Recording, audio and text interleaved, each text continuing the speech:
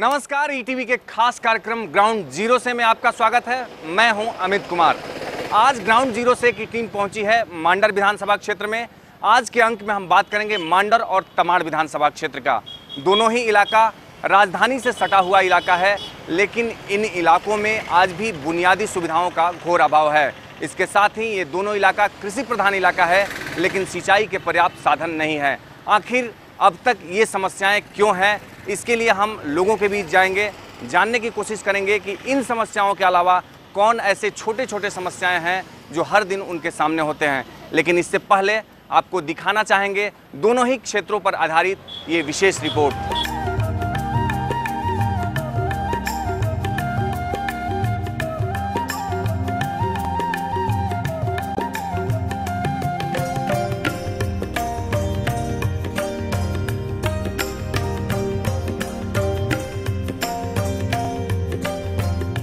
तमाड़ और मांडर विधानसभा क्षेत्र का हाल। रांची जिला का तमाड़ और मांडर विधानसभा सीट कई मायनों में अहम रहा है। तमाड़ सीट पर हुए उपचुनाव में मुख्यमंत्री रहते शिबू सोरेन के हारने से झारखंड की सरकार गिर गई थी। वहीं मांडर का प्रतिनिधित्व करते आ रहे बंधु तिर्की सरकार को बनाने बिगाड़ने में अहम किरदार निभाते रहे हैं। तमाड़ विधानसभा क्षेत्र की बड़ी आबादी कृषि पर आश्रित है। मुख्य रूप से यहाँ धान की खेती होती है। कांची सिंचाई परियोजना शुरू होने से बड़े इलाके में पानी पहुँचने से किसानों की माली हालत में सुधार हुआ है। वहीं तमाड़ के अड़की में लाह की खेती और केंदू पत्ता बेचकर लोग अपना गुजर बसर करते हैं। तमाड़ में नक्सलियों की जबरदस्त पैठ है। यहाँ भाकपा माओवादियों की सक्रियता की वजह से विकास कार्य बुरी तरह से प्रभावित है। ऐसे में हर साल बड़ी संख्या में लोग दूसरे राज्यों के ईंट भट्टों पर काम करने के लिए पलायन करते हैं। तमाड़ में स्वास्थ्य व्यवस्था की हालत दयनीय है। गांवों के लोग झोला छाप डॉक्टरों के भरोसे हैं। यहाँ बड़े पैमाने पर टमाटर की खेती होती है, लेकिन किसानों को फसल का वाजिब दाम नहीं मिल पाता है। कोल्ड स्टोरेज की व्यवस्था नहीं होने से किसान औने पौने दाम पर टमाटर बेच देते हैं। अब नजर डालते हैं तमाड़ विधानसभा सीट की राजनीतिक स्थिति पर। तमाड़ सीट अनुसूचित जनजाति के लिए आरक्षित है। तमाड़ सीट पर कुल प्रत्याशी हैं 13। निर्दलीय गोपाल कृष्ण पातर उर्फ राजा पीटर, आजसू विकास कुमार मुंडा, कांग्रेसी प्रकाश चंद्र उरांव, झामुमो सालोमी टूटी, जेवीएम महादेव कविनाथ पाहन। यहाँ मतदान केंद्रों की कुल संख्या है 236। सभी ग्रामीण क्षेत्रों में मतदान केंद्र। यहाँ वोटरों की कुल संख्या है 1,88,888। पुरुष वोटरों की संख्या है 96,682। महिला वोटरों की संख्या है 92,206। 18 से 19 वर्ष के नए मतदाता 8,709। रांची के मांडर विधानसभा क्षेत्र की बड़ी आबादी कृषि पर आश्रित है। इस इलाके को मुख्य रूप से सब्जी के उत्पादन के लिए जाना जाता है। मांडर के बेड़ों में बरसात के मौसम में भी आलू की खेती होती है। मांडर के 3 प्रखंड मसलन चान्हो, बेड़ो और लापुंग में नक्सलियों का प्रभाव है। मांडर का खुखरा इलाका नागवंशी राजाओं की राजधानी हुआ करती थी, फिर भी खुखरा को पर्यटन स्थल के रूप में विकसित नहीं किया जा सका है। पर्यटन के लिहाज से लापुंग का घघारी जलप्रपात बेहद मनोरम है, लेकिन यहाँ किसी तरह का विकास नहीं हो पाया है। नेतरहाट की तर्ज पर बेड़ो के टेरों में आवासीय विद्यालय खोलने की योजना सालों से अधर में लटकी पड़ी है। अब नजर डालते हैं मांडर विधानसभा सीट की राजनीतिक स्थिति पर। मांडर सीट अनुसूचित जनजाति के लिए रिजर्व है। मांडर सीट पर कुल प्रत्याशी हैं 13। टीएमसी बंधु तिर्की, भाजपा गंगोत्री कुजूर, कांग्रेस रविंद्रनाथ भगत, झामुमो बुधवा उरांव, निर्दलीय देव कुमार धान। यहाँ मतदान केंद्रों की कुल संख्या है 254। सभी ग्रामीण क्षेत्रों में मतदान केंद्र। यहाँ वोटरों की कुल संख्या है 2,86,842। पुरुष वोटरों की संख्या है 1,48,987। महिला वोटरों की संख्या है 1,37,855।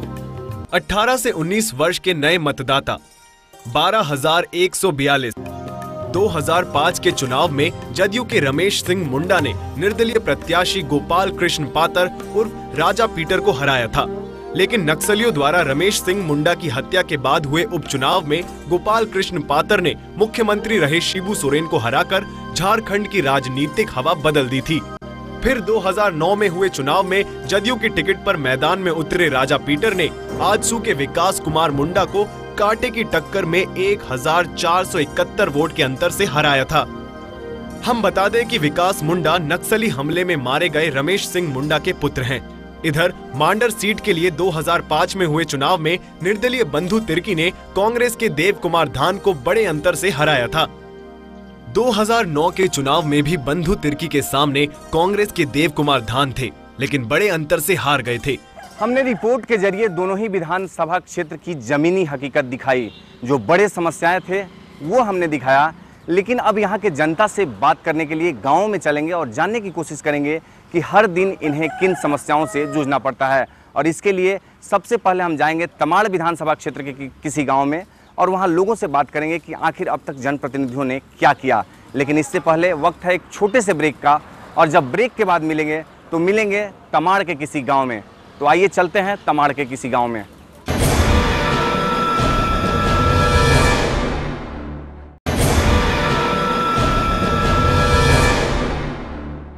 ब्रेक के बाद एक बार फिर से ग्राउंड जीरो से कार्यक्रम में आपका स्वागत है।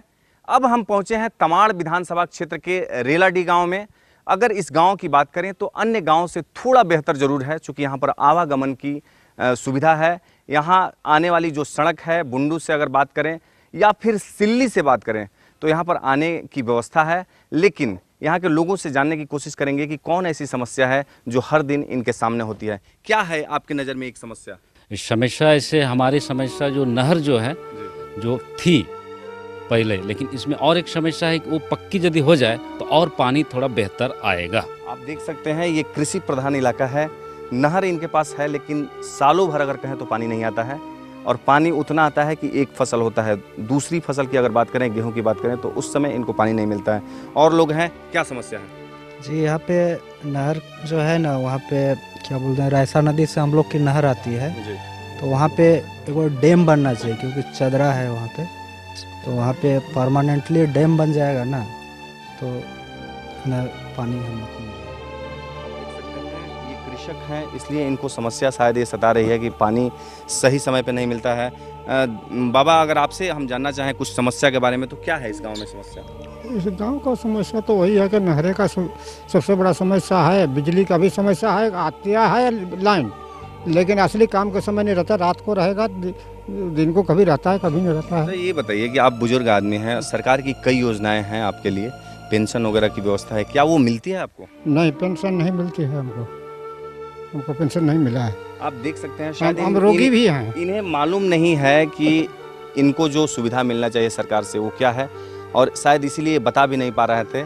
हमारा देखिए, सरकार से कोई सुविधा नहीं है ना, और अपना राशन कार्ड भी नहीं बन रहा है। हम 1995 से फॉर्म भर के दे रहे हैं, लेकिन अभी तक मंजूर नहीं हुआ है। आप देख सकते हैं एक बुजुर्ग आदमी जो ये बात बता रहा है कि 1995 जैसा ये कह रहे हैं, 1995 अगर कहें तो 19 साल से राशन कार्ड के लिए ये सरकारी जो दफ्तर है उसका चक्कर लगा रहे हैं, लेकिन इनको ये सुविधा नहीं मिल रही है। दुर्भाग्यपूर्ण है, क्योंकि राजधानी रांची से मुश्किल से 50 किलोमीटर पे ये गांव है, और इसलिए भी काफ़ी दुर्भाग्यपूर्ण है। और लोग हैं, आपसे जानने की कोशिश करेंगे क्या यहाँ पर समस्याएं हैं। सिंचाई का ही समस्या है, जैसे नहर पक्कीकरण हो जाए तो बहुत सुविधा होगा।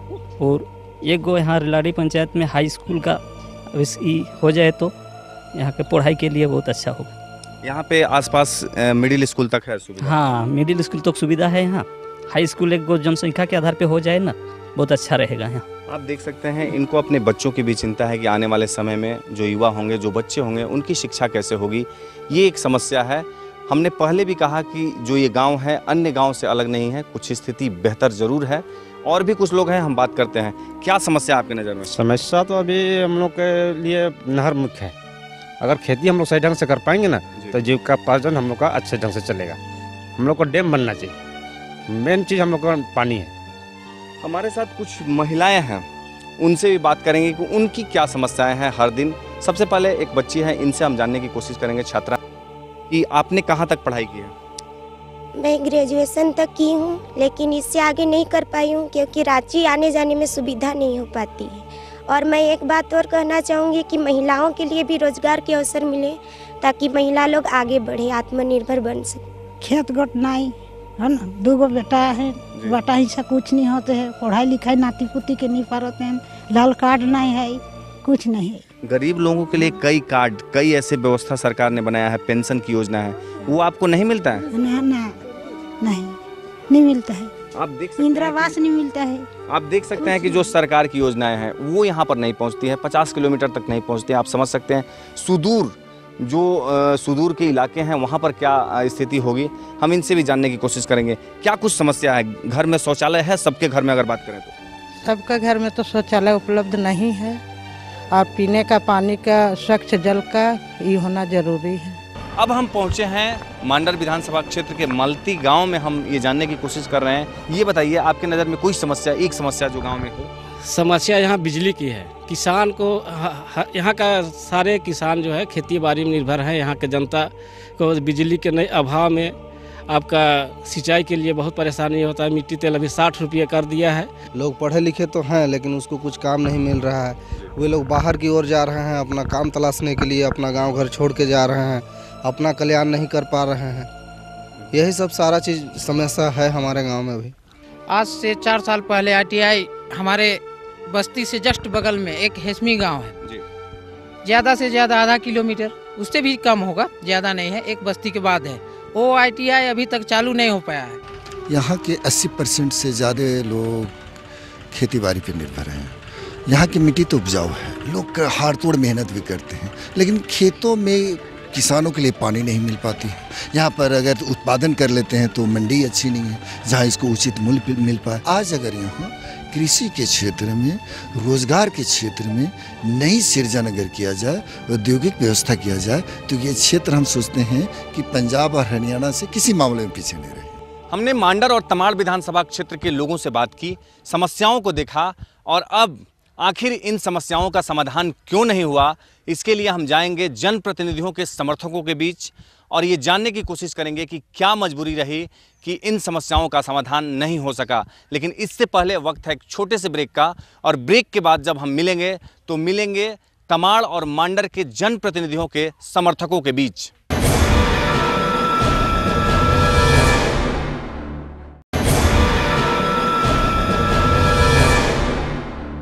ब्रेक के बाद एक बार फिर से ग्राउंड जीरो से कार्यक्रम में आपका स्वागत है। अभी हम तमाड़ में हैं और फिर यहाँ के जो जनप्रतिनिधि हैं, जो प्रत्याशी हैं, उनके समर्थकों के बीच हैं।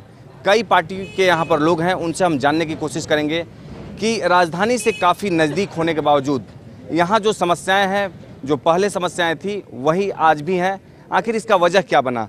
झारखंड मुक्ति मोर्चा को भी कई बार यहाँ पर सरकार बनाने का मौका मिला। आपकी सरकार ने इन इलाकों के लिए क्या किया?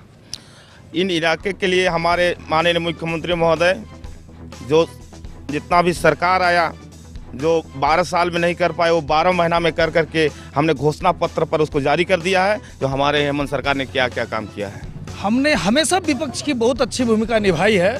तमाड़ विधानसभा क्षेत्र में बहुत सी मांगों को, ज्वलंत मांगों को हमने उठाया है। सबसे पहले यहाँ बिजली और पानी की समस्या को लेकर आज सुबह ही आंदोलन किया था, जो बड़े महावीर बजरंग बली से लेके हमने SDO ऑफिस तक है। यहाँ पर अग्निशामक की व्यवस्था के लिए मैंने खुद 10 बार पिटीशन दिया है DC के यहाँ। तमाड़ पूर्वी के मांग को, प्रखंड को लेके, बिरबाकी प्रखंड को अलग मांग को लेके सबसे पहले हम लोगों ने सरकार के पास डिमांड रखा है। इस रोड को लेके हम लोगों ने इतना आंदोलन किया था कि इस रोड का हम लोगों ने शिलान्यास करवाया। भाजपा की सरकार में आप भी कहीं ना कहीं साझेदार थे। एकदम। क्या किया यहाँ? हमने यहाँ से किया है, आप जस्ट धुरवा मोड़ से राय की ओर जाएंगे तो देखिए रोड एकदम NH से बढ़िया चकाचक रोड रास्ता है। राजा पीटर जी की अगर बात करें तो क्या इन्होंने किया इस क्षेत्र में? विधानसभा की सबसे बड़ी समस्या यहाँ पर बिजली, पानी, सड़क। आज आपको बोल दे रहे कि तमाड़ विधानसभा में उलीडी ग्राम में पावर ग्रिड का निर्माण, ये बहुत बड़ा अचीवमेंट है, वो इनके कार्यकाल में है। कांची नहर परियोजना, वो इनके कार्यकाल में। सड़कों की जाल, अभी जो वर्तमान में जो लोग बोल रहे हैं, जब वो सरकार में थे हमको बता दें कि तमाड़ विधानसभा में एक भी कालीकरण सड़क क्यों नहीं दिया गया, जो सरकार में थे। आज गठबंधन की बात करती है, लोकसभा में ये गठबंधन नहीं थी। और हमारा विधायक, स्थानीय विधायक, आज सिल्ली विधानसभा का आदमी कुत्ता काटता है तो यहाँ के इंजेक्शन लेता है।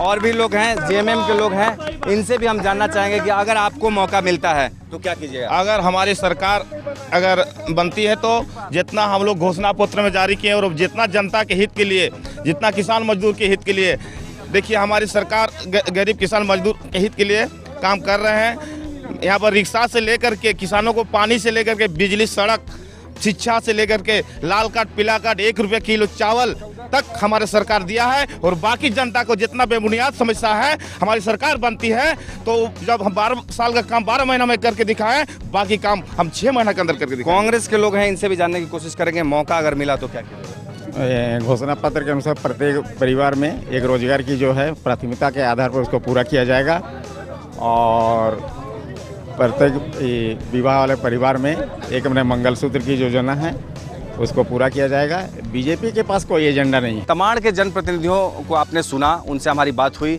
अब हम मांडर पहुंचे हैं, मांडर के प्रत्याशी और उनके समर्थकों के बीच यहाँ कई लोग हैं, उनसे हम जानने की कोशिश करेंगे।